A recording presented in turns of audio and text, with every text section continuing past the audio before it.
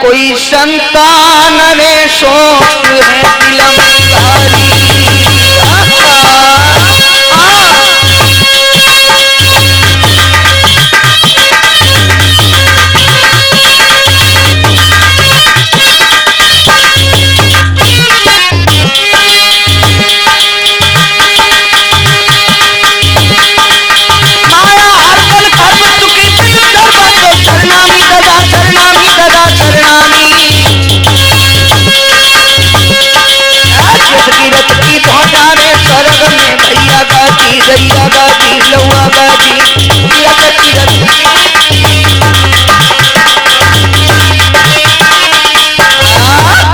बहुत ही अच्छा नाम है जिसका उग्रसेन।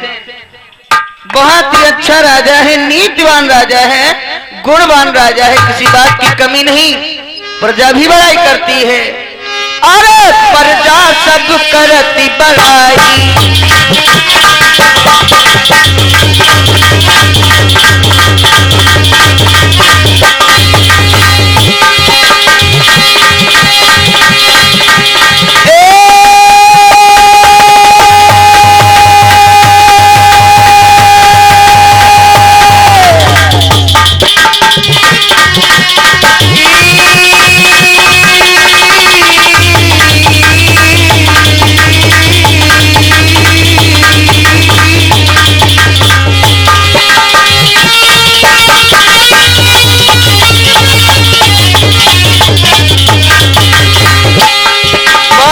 राजा है। अरे प्रजा सब करती बड़ाई। अरे राजा सब कोई राजा नहीं।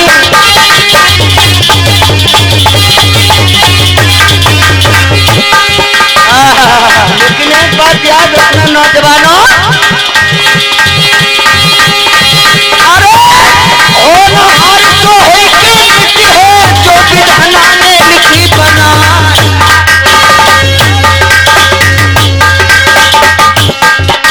विधाता की नाए लिखी है क्या तुमको करो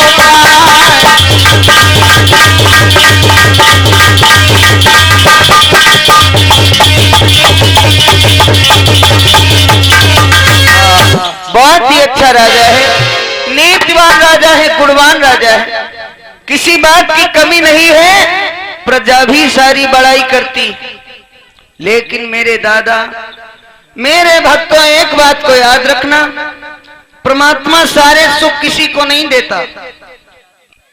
7 सुखों में से कोई ना कोई सुख जरूर ही छीन लेता है परमात्मा। इनके घर में किसी चीज की कमी नहीं है। बहुत ही दानवीर राजा है। बस कमी इतनी है कि घर में कोई संतान नहीं है। एक दिन की बात, इनकी रानी पवन रेखा अता पर खड़ी हुई। अता पर दुखिया ठाड़ी है। कुछ नगर की सखियां घूमने के लिए आई, और जब कुछ सखियां घूमने के लिए आई तो उन्होंने महारानी पवन रेखा को देखा कुआं पर जल भर रही। तो जिस समय एक रानी ने देखा कि एक सखी आई, तोले एक नाए वहां पर 5-5 सखियां चली आ रही। और वहां में थे एक सखी बहुत ही उजड़ टाइप की, बहुत ही किसी और दिमाग की है। उसने पवन रेखा को देखा, एकदम से कहने लगी, और बहना गजब हो गया, गजब हो गया, गजब हो गया। दूसरी ने कहा, ओरी बहना कहाँ गजब हुई हो जो तो इतनी जोरों से चिल्लाए पड़ी। ओरी बहना तो ना है मालूम, आज सुबह सुबह मैंने एक बांझन का मुख देख लिया। पता ना है हमारा दिन कैसे जाएगा, पता ना है बहना। दूसरी ने कहा, बहना सही कह रही है। अरे जब जब मैंने इस नकटी के मुख को देख लिया तब तब मेरा पूरा दिन बेकार गया। अच्छा हाँ बहना, तो हो सकता है ये दिन बेकार जाएगा हमारा। एकदम से महारानी अटा पर खड़ी हैं, जो इतनी बातों को सुना सोई कटे वृक्ष पर से नीचे गिर गई। बेचारी हाय हाय करते हुए नीचे आई। और अपने कच्छ में बैठ करके रोने लगी। हाय रे परमात्मा, इतने दिन से संतान नहीं हुई, दुनिया सारी हंसी उड़ा रही है, क्या करूं? महारानी का आंगन में मन नहीं लग रहा है, तो दासी को बुलाया, कहा ओरी बहना, हाँ एक काम करो। कौन सा काम है? दरबार से मेरे पिया को टेर लाओ। अच्छा, क्या आज्ञा दी है महारानी ने? बांधी लई बुलाई, कहीं समझाई, चली न कजरिए, और दरबार से मेरे महाराज को बुलाई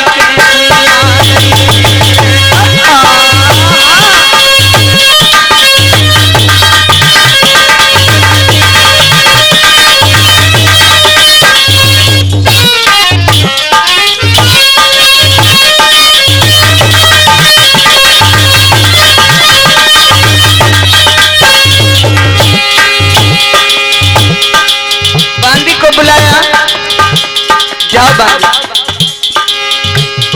और जिस समय बांदी वहां से चली तो क्या दशा है?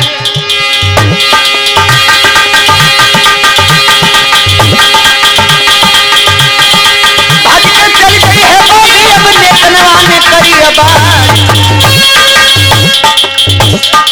चटक चुनरिया चटक जावे बलिया चल कमर लटका।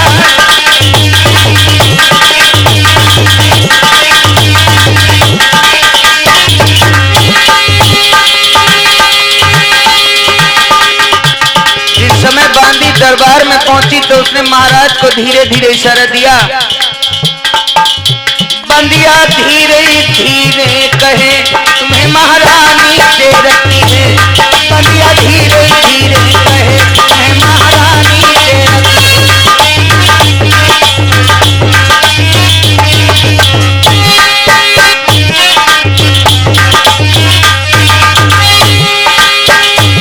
महारानी दे रखी है तुम्हें, महारानी दे रखी है तुम्हें, महारानी दे रखी है। राजा धीरे राजा धीरे नौबत धीरे धीरे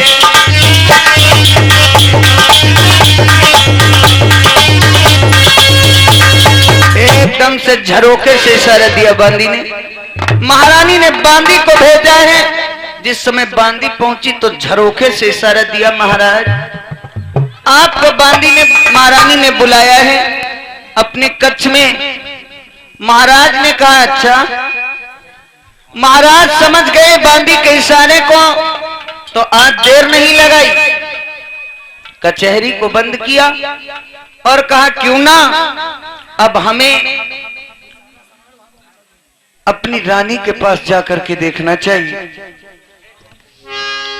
अपने राज्य के समस्त लोगों को इशारा दिया, कहा भैया देर मत लगाओ, जाओ कचहरी इसी जगह पे बंद की जाती है, सभी लोग अपने अपने मुकाम पर लग जाओ। क्या किया है?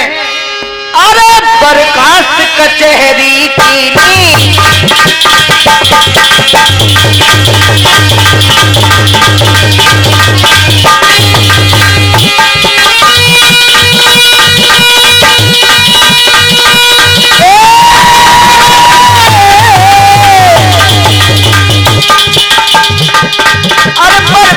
कचहरी कीनी, राजा महलन को चली कीनी।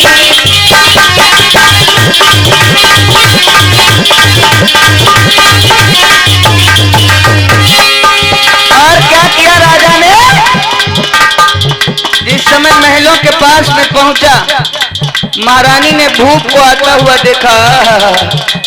क्या किया है?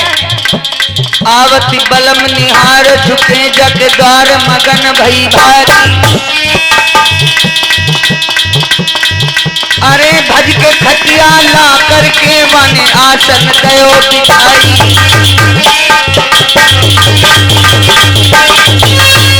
एकदम से महारानी दौड़ करके गई, जा करके खाट पर एक सुंदर सा आसन बिछाया और महाराज को बिठाया। बैठो महाराज।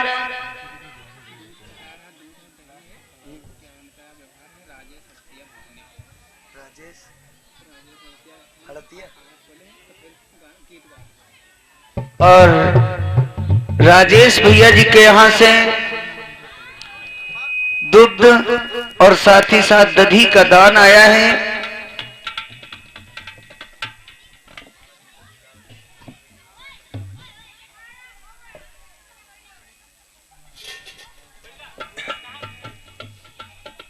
और साथ ही साथ 51 मुद्राओं का दान, बहुत बहुत धन्यवाद, बहुत बहुत साधुवाद। परमात्मा की दया कृपा बनी रहे, बहुत बहुत धन्यवाद, बहुत बहुत साधुवाद। इनके लिए कहना है,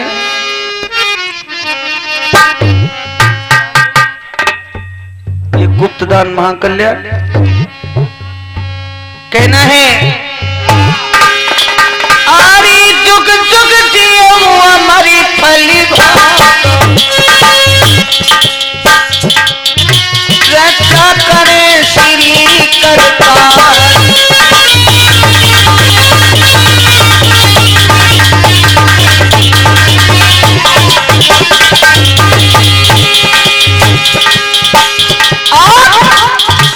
अरे कन्हैया बंसी बजई नैया खेती लगाए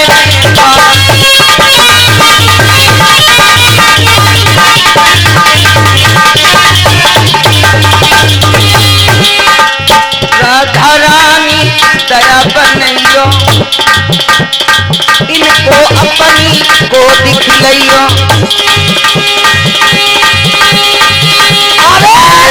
राजेश भैया जी के घर पे आके सागर मुद्रा की कहे नशा।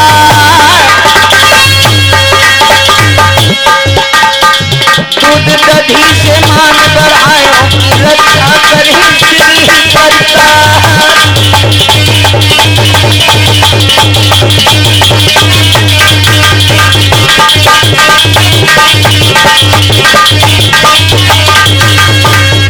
बोलिए गोविंद भगवान की जयकारा। जोर तेरे लगावा करो, कंजूसी ना कीन करो। तनुक मोही तो फैली डिब्बा मुंह फैलाओ, हमको हम दिक्कत। हम तो 2 घंटा मुंह फैलाई थी। देखो बेचारी कोई कोई अम्मा होते हैं जिनके मुंह में दांत कहो नहीं, लेकिन जब जयकारा बुलवा दो तो वाय जरूर कह दिया है, लेकिन तुम तो वह नहीं करती। अब जनी जयकारा जोरदार से लगाओ। और रोहित भैया जी के द्वारा सादर मुद्राओं का दान, बहुत बहुत धन्यवाद, बहुत बहुत साधुवाद। आज गाड़ी का इंजन गर्म है। आइए ध्यान देते हैं प्रसंग की ओर। जिस समय इधर महाराज उग्रसेन को महारानी पवन रेखा ने अपने कक्ष में बुलाया और आसन पर बिठा करके महारानी ने पैरों को पकड़ लिया और रोने लगी। महाराज कहने लगे, प्यारी क्यों रोती हो? पवन रेखा कहने लगी, पिया अरे मेरे रोने का कोई और कारण नहीं, तुम्हें मालूम होना चाहिए इतने दिनों से हमारे घर में कोई संतान नहीं। ये दुनिया क्या क्या कहती है, क्या क्या सुनना पड़ता महाराज, तुम्हें नहीं मालूम है। महाराज उग्रसेन ने कहा, प्यारी चिंता क्यों करती हो? अरे जिनकी दया कृपा से ध्रुव प्रहलाद जैसी संतानें हो जाएं, गोकर्ण जैसी संतानें हो, ऐसे ही वीर वीर बलवान संतानें हो जाएं, तो हम तुम तो एक साधारण पुरुष इंसान है। इसीलिए प्यारी चिंता की कोई बात नहीं, चिंता ना करो। अच्छा महाराज, चिंता तो मैं नहीं करती हूं, बस चिंता इतनी है ये दुनिया क्या कहती है। अरे इतने दिन ना संतान भई और दुनिया सब हंसी उड़ाती है। महाराज निबली कहलाते हो, संग तकिया का भी कहानी है।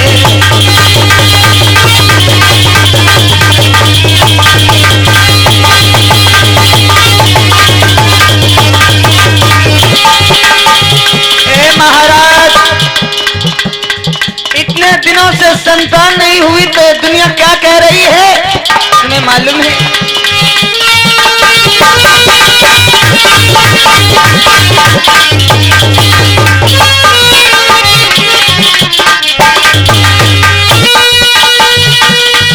इतना कितना संतान भई, दुनिया सब हंसी उड़ाती, महाराज निवल कहलाते हो, गिरा पान कहाती।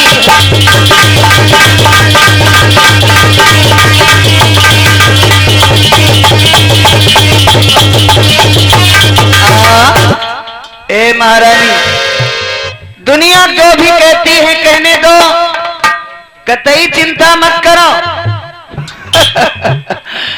तुम बहुत उदास हो ना, उदास हो, लेकिन उदास मत हो ना, तुम्हारे उदास होने से कोई फायदा नहीं। मैं दूसरा विवाह नहीं करूंगा, क्योंकि सवत बहुत बुरी बीमारी होती है। इसलिए तुम एक काम करो, तुम्हारा घर में मन नहीं लग रहा है। पवन रेखा ने कहा हाँ। कहा क्या करूं बताओ? कहा जाओ, जा करके किसी वन से घूम करके आओ। महारानी कहने लगी हाँ पिया।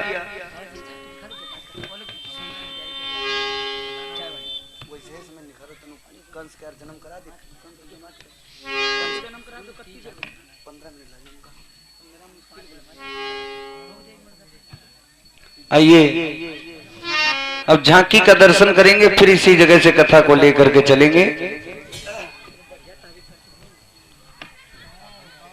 आइए अब झांकी का आनंद लेंगे।